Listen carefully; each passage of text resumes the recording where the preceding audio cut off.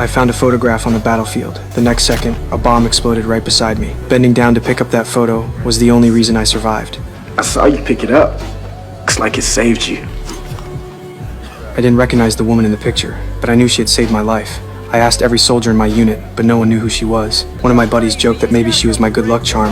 While we were talking, another bomb hit my vehicle. Just like before, I was the only survivor. I couldn't believe my luck. A single photograph had saved me twice. I made a silent promise to myself. One day, I would find this woman and thank her in person. After the war ended, I returned to a peaceful life, but the battlefield had left its mark on me. I was diagnosed with PTSD. Every little thing set me on edge. One morning, my nephew just wanted to wake me up, and I instinctively grabbed him by the throat. My sister saw the whole thing. When I snapped out of it, I realized I had nearly hurt him. I knew I wasn't cut out for this kind of life anymore. That's when I remembered the photograph and decided to make good on my promise. Using the details in the background of the photo, I quickly tracked down where it had been taken. After a brief goodbye to my sister, I set off to find the woman. I didn't take a car or a bus. I preferred the solitude of walking. I walked for a long time, covering many miles, until I finally arrived at the place in the photograph. I showed the photo to everyone in the small town, and soon learned the woman's name was Mia. She owned a pet boarding facility and was known as one of the few beauties in the area. When I finally saw her, something strange happened. Even though we had never met, she felt so familiar. I didn't know how to explain why I was there. Who would believe such a story? Then I noticed a help wanted sign on the counter and told her I was there to apply for the job. But it wasn't exactly the kind of work a young man would typically want. Mia suspected I had ulterior motives, so she told her grandmother about the strange man who had shown up, hoping the old woman's experience would help get rid of me. Her grandmother came to find me and asked why someone my age would want a job like this. I told her I loved animals and enjoyed quiet work. Just then, a dog nearby started barking. With a single hand signal, I silenced it. The grandmother was impressed by my ability to handle dogs, and I got the job.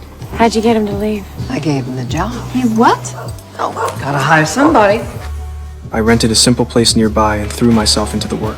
The grandmother watched me and felt confident she had made the right call, but Mia still couldn't accept me. She remained convinced I was hiding something. I didn't rush to explain myself. Instead, I quietly stayed by Mia's side. One day, I stumbled upon her son practicing the violin. Not bad. I didn't think anyone was listening. Glad I was. It was the first time anyone had ever praised him. He was thrilled and took an instant liking to me. He invited me to their home for dinner, and of course, I accepted. Seeing her son so happy around me, Mia gradually began to believe I wasn't a bad person. With me around, her family became noticeably happier. One day, Mia's ex-husband came to pick up their son for a ball game. When they returned, the boy was covered in blood, but his father acted like it was nothing. Mia made one small complaint, and in return, she got an angry warning. Now let me tell you something. That's my son in there too, you know. And I can take that boy anytime I want. You got that? Let go of my arm. Let go of my arm. You should do what she says. Let go of her arm. I stepped in to stop him, and from that moment on, he held a grudge against me. I couldn't understand why someone as strong-willed as Mia would let her ex push her around. She told me the truth without holding back. Her ex had powerful connections in town. If she upset him, she could lose custody of her son. She wasn't afraid of him, she just couldn't bear the thought of losing her boy. I listened calmly, then said, "Whenever you need me, I'll be right here." For the first time in a long while, Mia felt safe. Before she knew it, she had fallen for me. She asked me out. Hey! When are we gonna get those beers? I won't forget. At a bar, we shared stories and laughed about old memories. She could tell I had feelings for her too.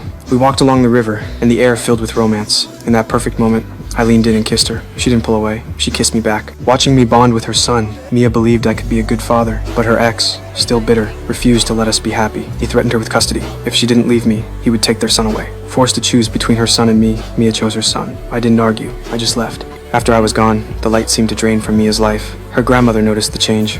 You know, sacrificing everything in life for our children is, it's not selfless.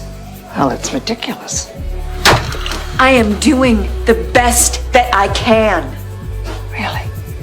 The old woman's words struck a chord. Mia knew choosing her son wasn't wrong, but she shouldn't let fear of her ex cost her the man she loved. She confronted her ex and made it clear she wouldn't back down anymore. Then she came to find me, determined to fight for her happiness. They redecorated their home as if to welcome me into the family. Everything felt perfect. Everything pointed toward a beautiful future. Then one day, Mia snapped. She lost control and started hacking at the houseplants with scissors. I walked over, held her, and asked what was wrong. She finally revealed the secret she had been carrying. My brother was a soldier. He died in combat a year ago today. The military never figured out how he died. People say he was killed by friendly fire. I can't accept that he died without anyone knowing the truth, but there's nothing I can do about it. I didn't say anything. I just held her. Shortly after, one of her ex's friends recognized me. Remember a while back I told you about that guy showing Bet's picture around Deckers?